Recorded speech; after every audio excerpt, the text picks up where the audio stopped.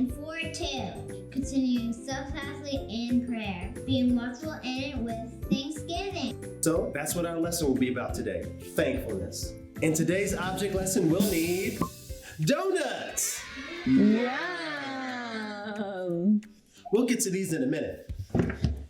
I hope it involves eating them in the end. So, Thanksgiving, being thankful. How do we do that, Mr. James? It's been a pretty rough year. I know that this has been a tough and trying year for many, me included. We haven't been able to meet for church like regular. Many things have been different and hard.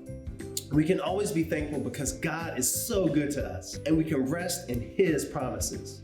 Oh, like how He promises He will never leave us or forsake us, and looks all things as for good, and how He promises in the end He will make all things right, and we can spend eternity in heaven with God. Wow, when you put it like that. Yes, and God's promises are applied to the good times and the bad times. You mean we can always be thankful in both good times and bad? Exactly. A great example of that is the Apostle Paul. Did you know that Paul wrote many of his letters from jail? What? Jail? Really? As a matter of fact, he wrote the letter of Philippians from jail. Isn't that the book that's known for joy?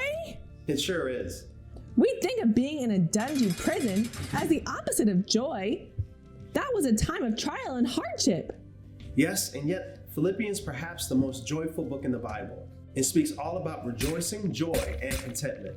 As a matter of fact, let's read this quick part. Philippians 4:4. Rejoice in the Lord always. I will say it again, rejoice. I have learned to be content whatever the circumstances. Circumstances shouldn't affect our joy, but it's hard for me not to focus on the bad things or the things I wish I had in my life, you know? Well, that's exactly what our object lesson is about. Now, time for the donuts! Yay! Kids, what type of donuts do you like? Some of you might like chocolate with rainbow sprinkles. Some of you might like powder.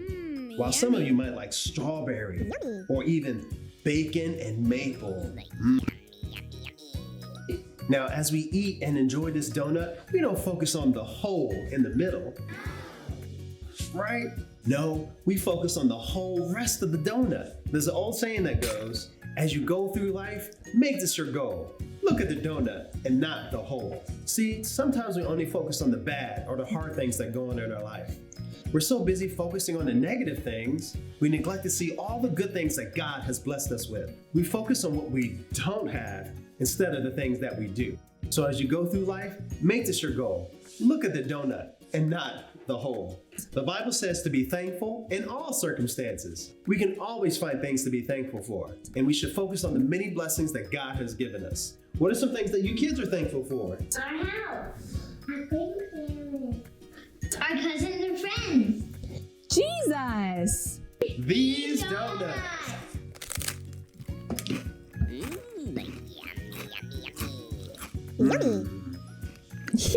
That's right.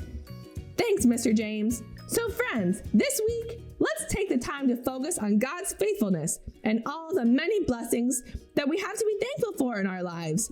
And remember to give thanks in all circumstances.